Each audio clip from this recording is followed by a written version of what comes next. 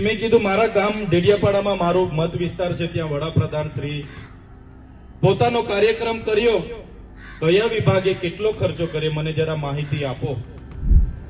7 કરોડનું મંડપ, 2 કરોડનો ડોમ, 5 કરોડનું સ્ટેજ,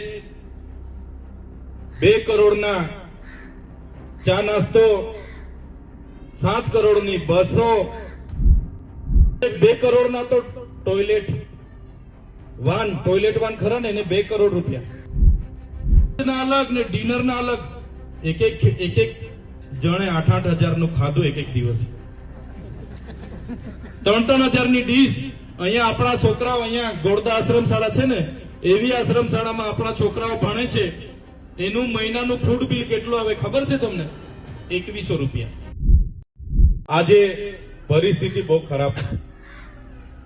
અમે જિલ્લા સંકલનમાં ગઈકાલે મીટિંગમાં બેઠા, તો જિલ્લા સંકલનમાં અમે માહિતી માંગી કે મેં કીધું મારા ગામ ડેડિયાપાડામાં મારો મત વિસ્તાર છે, ત્યાં વડાપ્રધાન શ્રી પોતાનો કાર્યક્રમ કર્યો, કયા વિભાગે કેટલો ખર્ચો કર્યો મને જરા માહિતી આપો. તો એમણે એક કચેરીઓના ટોટલ ખર્ચાઓ મને આપ્યા છે. એક કચેરીઓના ટોટલ ખર્ચાઓ કરોડોમાં ખર્ચાઓ છે. 7 કરોડનું મંડપ, 2 કરોડનો ડોમ, 5 કરોડનું સ્ટેજ, 2 કરોડના ચા નાસ્તો, 7 કરોડની બસો, 50 લાખનું પાણી, 50 લાખના ફૂલગુચ્છા, કેટલા કરોડોના બેનર, કેટલા કરોડોના આપણે ટોયલેટ, 2 કરોડના તો ટોયલેટ વાન ખરા ને એને 2 કરોડ રૂપિયા. અહીંની બધી હોટલોમાં લાખો રૂપિયા બિલો ચૂકવ્યા છે. બધી હોટલ, રાજપીપળા, કેવડિયા, નેત્રંગની મહિન્દ્રા ક્લબમાં 18 લાખ રૂપિયા ચૂકવ્યા ને એક અધિકારીએ એક ટાઈમ ખાવા માટે એક ડીશના 3,000 રૂપિયા. સવારે ચાના અલગ, બપોરના લંચના અલગ ને ડિનરના અલગ.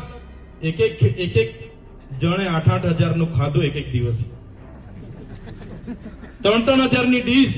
અહીંયા આપણા છોકરાઓ, અહીંયા ગોળદા આશ્રમ શાળા છે ને, એવી આશ્રમ શાળામાં આપણા છોકરાઓ ભણે છે, એનું મહિનાનું ફૂડ બિલ કેટલું આવે ખબર છે તમને? 2100 રૂપિયા.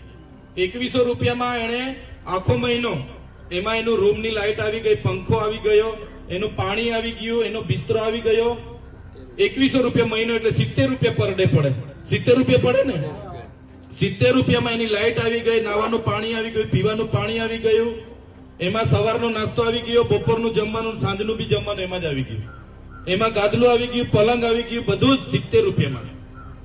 મહિનાના 2100 રૂપિયા, એમાં સાબુ ને કોપરેલ જે તે બધું જ આવી ગયું. અને પેલા લોકો એક ટાઈમના 3,000 ની ડીશો અહીંયા ખાઈને ગયા, કરોડોમાં ખાઈને જતા રહ્યા.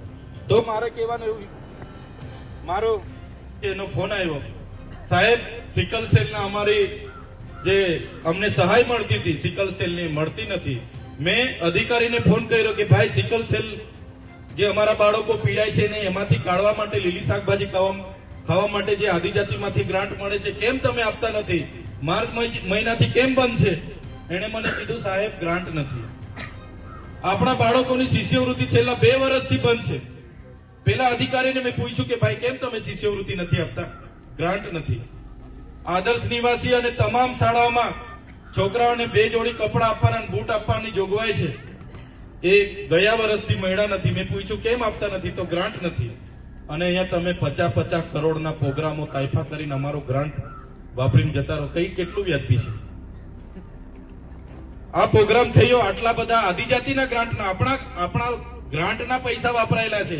આ કોઈ નેતાના ઘરથી પૈસા નથી આવ્યા. એમાં ટાળી પાડો છે ભાઈ.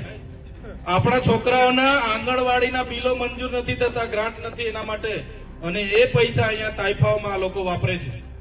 પહેલા વિકાસ પર્વ કર્યું 15 દિવસ, પછી વિકાસ મહોત્સવ કર્યો, રથ લઈને ફર્યા, બેસણામાં મીટિંગ કરી, મોસ્તામાં મીટિંગ કરી, ચીકદામાં મીટિંગ કરી, કેવડીમાં મીટિંગ કરી, સામરપાડામાં મીટિંગ કરી, સોલિયામાં મીટિંગ કરી.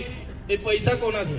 એ આપણા બધાના ટેક્સના પૈસા છે. તમારા ને અમારા બાળકોના શિક્ષણ અને વિકાસના પૈસા ત્યાં વાપરે છે. હમણાં માર્ચ ઓફ યુનિટી કાઢી, એ મંડપના લાખો રૂપિયાના ખર્ચા, રથના ખર્ચા, એ કોના ગ્રાન્ટમાંથી? એ એમની પાર્ટીના ગ્રાન્ટમાંથી નથી, આપણી જે ગ્રાન્ટ જિલ્લાની આવે છે એમાંથી ખર્ચાઓ કરે છે. એમના બેનરો રસ્તે જોયા હશે, એમના નેતાઓના રજનીકાંત કરતા પણ હાઈફાઈ બેનરો લગાડેલા છે, જોયા ને? એ બેનરો એમના પૈસે નથી, આપણા જિલ્લામાં વિકાસના પૈસા આવે એ વાપરે છે આ લોકો. એટલે જાગવું પડશે, આ બધી જ બાબતોમાં આપણે જાગવું પડશે, જોવું પડશે. આપણા બાળકોના આજે બેસવા માટે શાળાના ઓરડાઓ નથી બની રહ્યા, આંગણવાડીના મકાન નથી બની રહ્યા. આજે આપણા જિલ્લામાં 12,333 બાળકો કુપોષણથી પીડાય છે. એમને કુપોષણમાંથી બહાર કાઢવા માટે ફૂડ બિલ માટે ગ્રાન્ટ નથી, ના પાડે છે, અને આવા તાઇફાઓમાં કરોડો રૂપિયા આ લોકો વાપરે છે. અરે ભાઈ, બિરસા મુંડાની જન્મ જયંતિ તો આપણે પણ ઉજવવી કે નથી ઉજવવી? તમારે બિરસા મુંડાની જન્મ જયંતિ ઉજવવાની હતી, અમે પણ ઉજવવી છે. અમે પણ બધા આદિવાસીઓ ભેગા થઈ નેત્રંગમાં ઉજવવી કે નથી ઉજવવી? આપણે નથી કોઈ કચેરીમાં ખર્ચો પાડ્યો, 1 રૂપિયાનો ખર્ચો કોઈ કચેરી પાસેથી આપણે નથી લીધો. કોઈ લીધો? તમે ભાડું કોઈ કચેરી પરથી ભાડું લીધું? અને એમના તાઇફાઓ બધા એમના એક હોટલો મોટલો આ તે બધું કરોડો રૂપિયા આપણા જિલ્લાના વિકાસના તાઇફામાં પૂરા કરી દીધા. એક વાત હતી, એ બધા આપણે જાગવું પડશે.